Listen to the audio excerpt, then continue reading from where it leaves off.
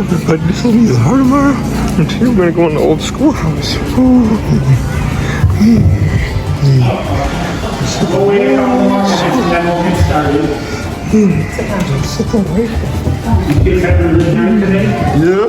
Oh yeah. Everybody, it's me, the Hardheadmario. Today we're in the school. As you can see, we got our teacher Santa Claus right there. We got George Washington up there and Santa. And today we're gonna be reading a book called The Journey of the Pioneer. I can't wait to hear him read the book at school. Got the whole desks right there and everything. I'm so excited. Some story time. We're reading The Journey of a Pioneer. And Santa right there. See Santa whispering?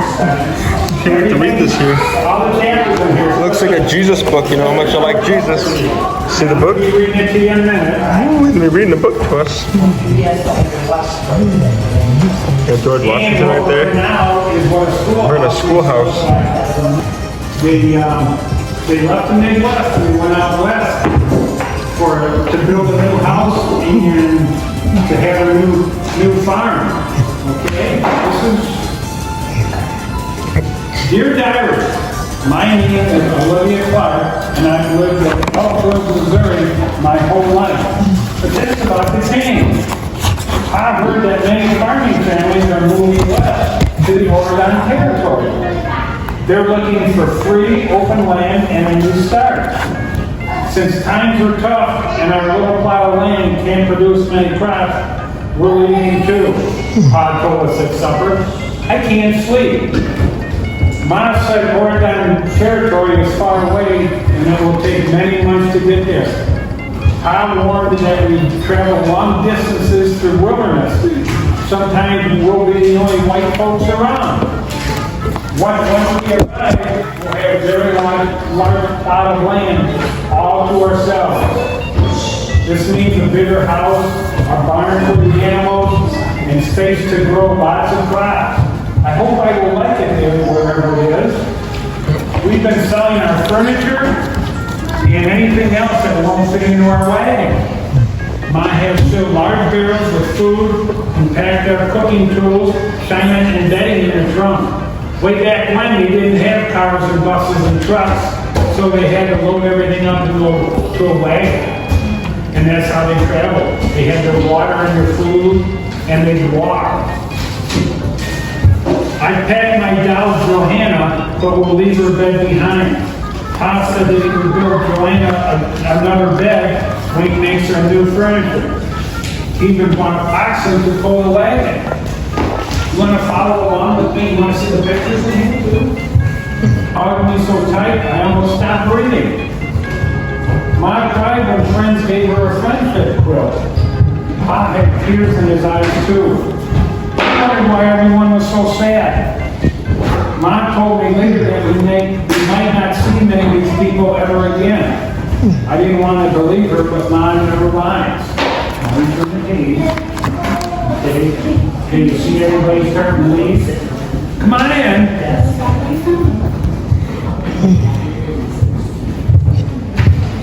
I'll wait till you sit down.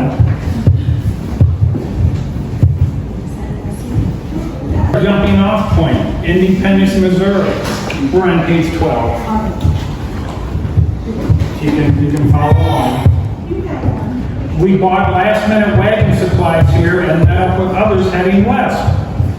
We split up into groups of wagons called trains. Each train includes men with important skills, such as doctors, blacksmiths, and builders. In our train was also a girl named Lizzie. She could be my best new friend.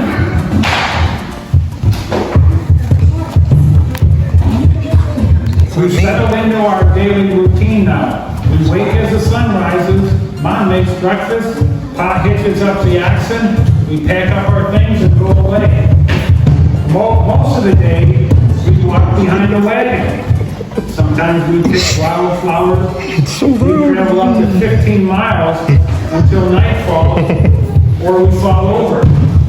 Can you imagine walking 15 miles now, every day? We make camp when we find a spot with enough grass and water for the oxen.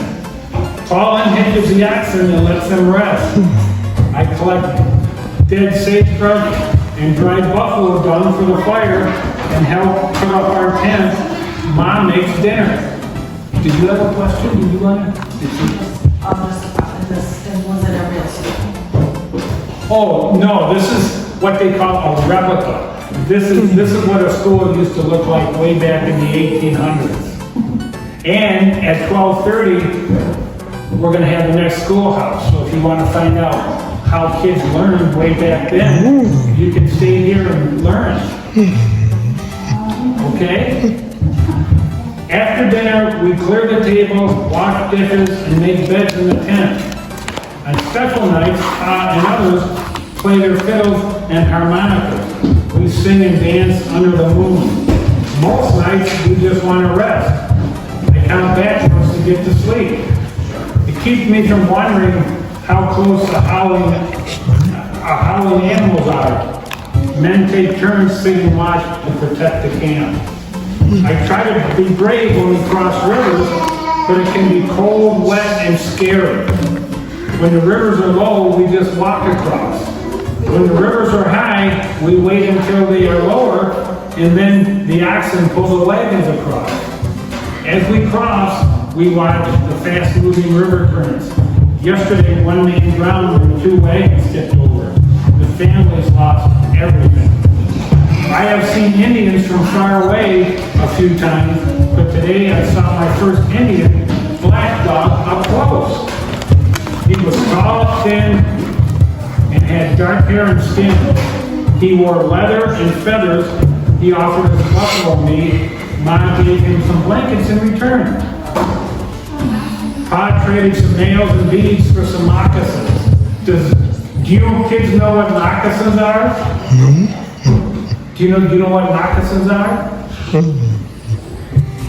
They're kind of like shoes made out of leather, and that's what they wore, unlike the shoes we have today. Cheyenne Indians aren't as scary as I thought they would be. Meals on the trails are different than when we were back home. Most days we eat cornmeal, beans, or rice served with bacon or dried beef. On windy or rainy days, we can't start fires, so everyone has cold meals. If Pa goes hunting, he might bring back an antelope or catch a rabbit or a bird for us to eat. When we find berries, Mom uses them to make fresh baked pies. After endless prairies, we finally reach the mountains. But climbing the steep sides is hard work. To go up, we have to lighten our load, which means dumping Ma's stove and trunk. To get down, we tie a rope to a tree and then to the back of the wagon. Then we slowly let out the rope. The Rocky Mountains are too steep. Luckily, we used a flat, wide path through them called Scout Paths. Oregon Territory is close. On the trail, we have seen births, celebrated holidays, and marked many special events. We have seen tragedy too. Some people have become very ill and died. Others have been struck by lightning, shot while hunting, drowned in river crossings, and killed by wagons and buffalo. The train is filled with goodbyes. The trail is filled with goodbyes. Today, Lizzie and her family set off on another path to a different part of the Oregon Territory. I will miss her. After 2,000 miles and 5 months of traveling, we arrived in Willamette Valley, Oregon Territory. After a few days rest, we picked a plot of land where we'll live and farm. Once we build our house, we'll have a big celebration with eating and dancing. We'll celebrate the end of our long journey and the beginning of our new life in Oregon Territory, our new home. The end.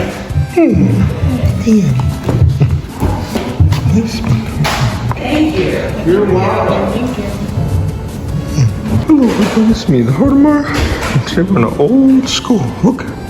Ooh. In the 1800s. Ooh. See? Ooh.